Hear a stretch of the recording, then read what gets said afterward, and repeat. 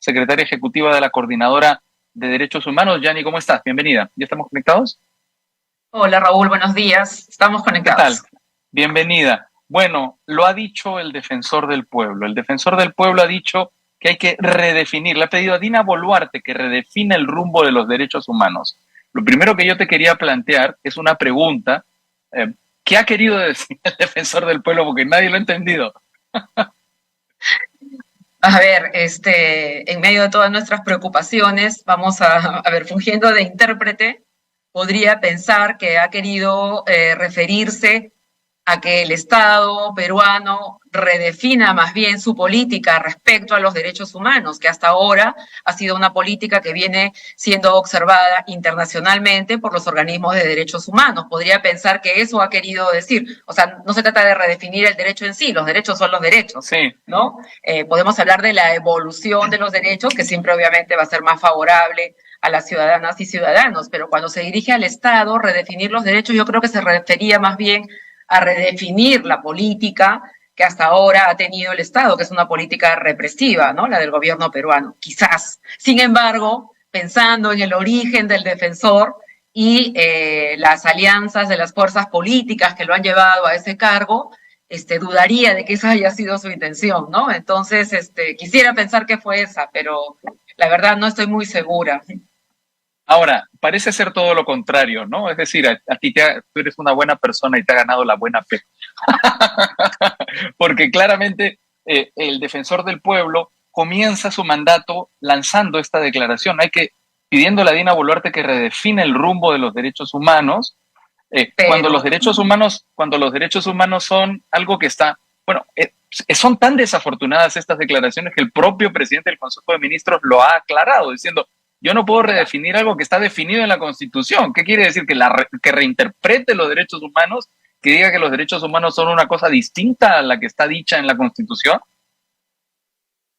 claro, lo que pasa es que, o sea, esta primera enunciación que él hace, ¿no? Decide redefinir los derechos humanos. Obviamente, te decía, el derecho en sí no lo vas a redefinir. Lo que pasa con los derechos es que siempre están en evolución y esa evolución siempre tiene que ser progresiva, nunca regresiva. Ahora, lo que él a continuación ha venido declarando, más bien te hace pensar que efectivamente vamos hacia una regresividad de Sí. derechos, ¿no? Porque primero lanza esto hacia el gobierno, pero luego nos está diciendo de su intención, ¿no? De decir es hora de trabajar por una agenda de los derechos humanos de países como los nuestros, no del primer mundo, ¿no? Como si los ciudadanos de los países de más desarrollo o menos desarrollo tuviéramos diferentes derechos. Por algo los derechos son universales, ¿no? Universales, se Claro, o supone. yo por estar en el Perú, tengo menos derecho a la igualdad o menos derecho a no ser discriminada. No, no, de ninguna manera, ¿no? Entonces, pero por luego, por lo que ha dicho, lo que ha seguido diciendo, parecería que se refiere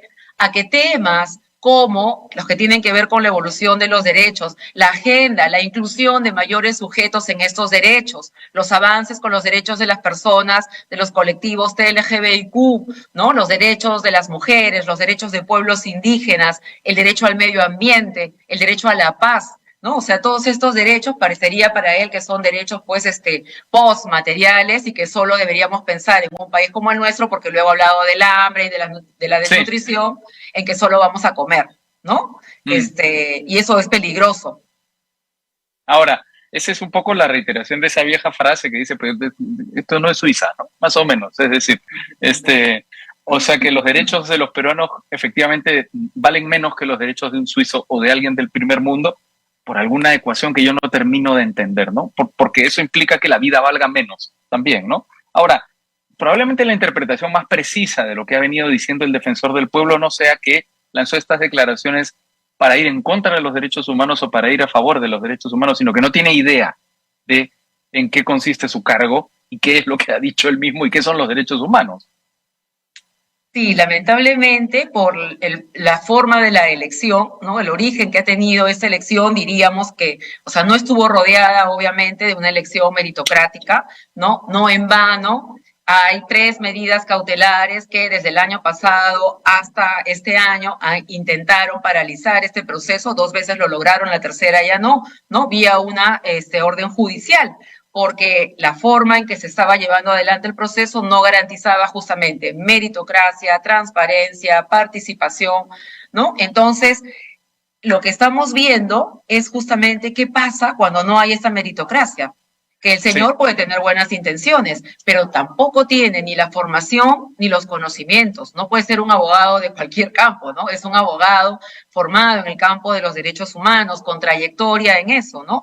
Y además, o sea, mínimamente que conozca cuáles han sido las funciones de la Defensoría del Pueblo, ¿no? De hecho, le hemos escuchado un par de ideas que en realidad lo que hacen, pueden tener buenas intenciones y puede estar preocupado por los temas de corrupción, pero son competencia de otro lado, de otra institución, de la Contraloría, ¿no? U otro de otra superintendencia. Entonces, si no tienes claridad en el rol y las competencias que tiene la Defensoría del Pueblo, ¿no? Vas a empezar a, digamos, a introducirte en otras áreas que son de otros organismos del Estado y abandonar la que realmente son las tuyas y que hasta ahora han jugado un papel muy importante para la Sí. protección de los derechos de los ciudadanos. Yo recordaba y decía, mira, con la Defensoría del Pueblo descubrimos inicialmente el tema de las esterilizaciones forzadas, ¿no? Hemos visto informes que tienen que ver sobre la precariedad de los servicios para la protección de las mujeres cuando son víctimas de violencia. Hemos visto temas de cárceles, hemos visto temas de corrupción en educación, hemos visto temas de hostigamiento sexual en las universidades. O sea, hemos visto un sinfín de temas, ¿no? Que son fundamentales para la protección de los derechos de ciudadanas y ciudadanos. Sí. Y en el contexto de la protesta, ¿no? Y de las movilizaciones, hemos visto también cómo la Defensoría era el único organismo del Estado que día tras día nos daba lista de detenidos, lista de heridos o detenidos que eran menores de edad y había que intervenir, etcétera, ¿no? Entonces, eso es una labor muy importante. No, sin duda, el trabajo de la Defensoría fue magnífico durante los días, digamos, de la convulsión social y de la represión que supuso la muerte de casi 50 peruanos, más de 50 peruanos. Pero es que además eso está en el mandato de la Defensoría del Pueblo, ¿no? Creo que es el artículo 162 de la Constitución el que define para qué sirve la Defensoría del Pueblo, para defender los derechos constitucionales y fundamentales de la persona y la comunidad. Dentro de esos derechos están los derechos humanos, por supuesto, para que la administración pública cumpla con sus deberes y preste sus servicios. Esos son un poco, en términos generales, de manera muy esquemática, las funciones de la Defensoría del Pueblo. Que se haya elegido a una persona tan incompetente como el señor Gutiérrez, una persona además que no tiene la más mínima independencia política porque ha pasado por 5 partidos políticos, fue el 2021 asesor de la bancada de Perú Libre y ha sido abogado de Vladimir Cerró, pues ya, claramente lo que se está tratando de hacer es conseguir una persona que no cumpla con estas funciones y lo que se sospecha más bien es que a lo que se apunta es a la elección de los miembros de la Junta Nacional de Justicia, que es presidida, la comisión que los nombra, es presidida por el Defensor del Pueblo. Ahora, eso nos está hablando de otra cosa quizá un poco más profunda, me parece a mí, que es el poco valor que se le está dando en estos momentos a elementos que, por lo menos a mí, desde mi ingenuidad, asumía como, digamos, conquistado por, digamos, el sentido común de los peruanos, no la importancia, por ejemplo, de los derechos humanos. Eso no es así. Eso ha retrocedido por lo menos para una parte importante de nuestra clase política. Sí, y yo creo que ahí lo que ocurre también, Raúl, tiene que ver con disputas de narrativas o discursos, ¿no? Que circulan.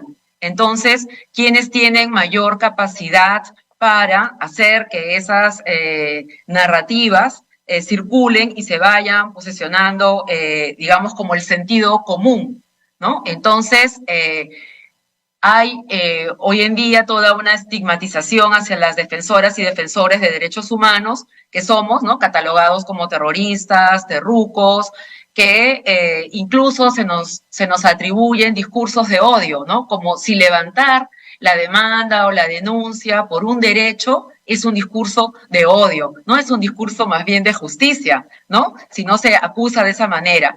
Y Pero ¿cómo puede ser de odio de tratar de defender la vida?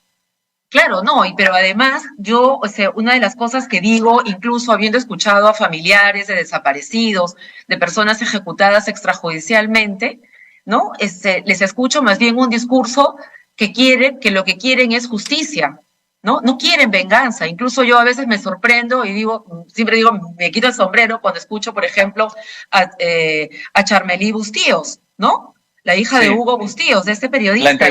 La entrevistamos en este programa. Ok, Sí, efectivamente. Y ella tiene, es admirable, ¿no? ¿Sí o no? O sea, yo digo, no sé, todavía quisiera sacarme el zapato y pegarle cuando pensara en el asesino de mi padre, ¿no? Pero ella tiene todo un discurso, a pesar de los años y la lucha, y eso ha atravesado toda su vida, desde que era ella pequeña. Y no solo eso, sino que además Urresti ha sido bastante, en fin, no sé cómo calificarlo, ha tenido un discurso bastante cruel, confrontacional, ¿no? Llevando gente a las, digamos, a las sesiones del jurado, ¿no? Sí, ha sido bastante feo, bastante para intentar quebrarla, ¿no? Exacto, y aún así ella tiene un discurso de justicia, nada de venganza, nada, ¿no? Entonces, yo creo que lo que ha ocurrido un poco en el sentido común, lo que está moviendo esos límites tiene que ver con estos discursos que circulan, la capacidad que tienen los aparatos de determinados gobiernos y determinadas fuerzas políticas, ¿no? Extremistas, que pueden ser tanto extremistas de derecha como extremistas de izquierda, porque a algunos les parece, siendo de izquierda igual, que los discursos o que los derechos humanos, ¿no? Son una imposición del mundo global, hegemónico, capitalista, ¿no? Etcétera.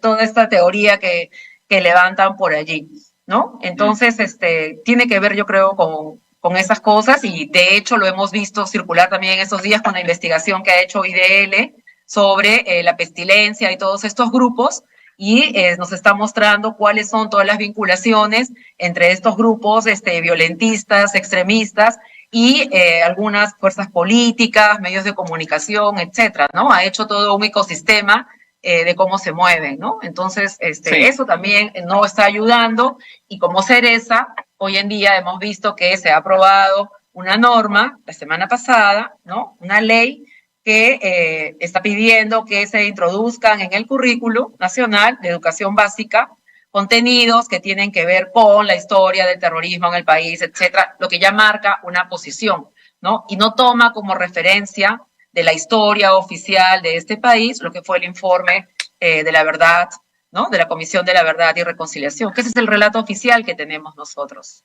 Sí, que tiene que ver también con el cierre, por supuesto, con el lugar de la memoria. Lo hablábamos hace un rato con Ricardo Cuenca, esta ofensiva revisionista, para llamarla con claridad, ¿no? Sí. Ahora, es todavía más profundo, y yo creo que más triste incluso, Yanni, porque estábamos hablando del defensor del pueblo, llamado a defender los derechos humanos como principal mandato, ¿no? de su cargo constitucionalmente, y en la elección hemos visto que uno de los finalistas, no el señor Gutiérrez, sino el otro finalista, cuyo nombre felizmente olvidado, que también sumándose a este discurso en contra de los derechos humanos, había hablado de salirnos del sistema interamericano de derechos humanos. Este discurso que también proviene de los años 90 y que por la experiencia parecía haber sido abandonado, y que está de nuevo ganando fuerza, ganando tracción, especialmente luego del informe de la Comisión Interamericana de Derechos Humanos de las jornadas de protesta de violencia social y política en nuestro país de principios de año, ¿no? Sí, este es un fantasma que de vez en cuando se revive, ¿no? Y da vueltas por la sociedad peruana, ¿no? Es como el jinete sin cabeza, que aparece de vez en cuando, y sin cabeza literal, porque no tiene ni pie ni cabeza, esto, digamos, sin cabeza y sin pie, ¿no? Que aparece, es que además no hay una cabeza pensante ahí detrás tampoco. No, exacto, no conectan, no hacen sinapsis.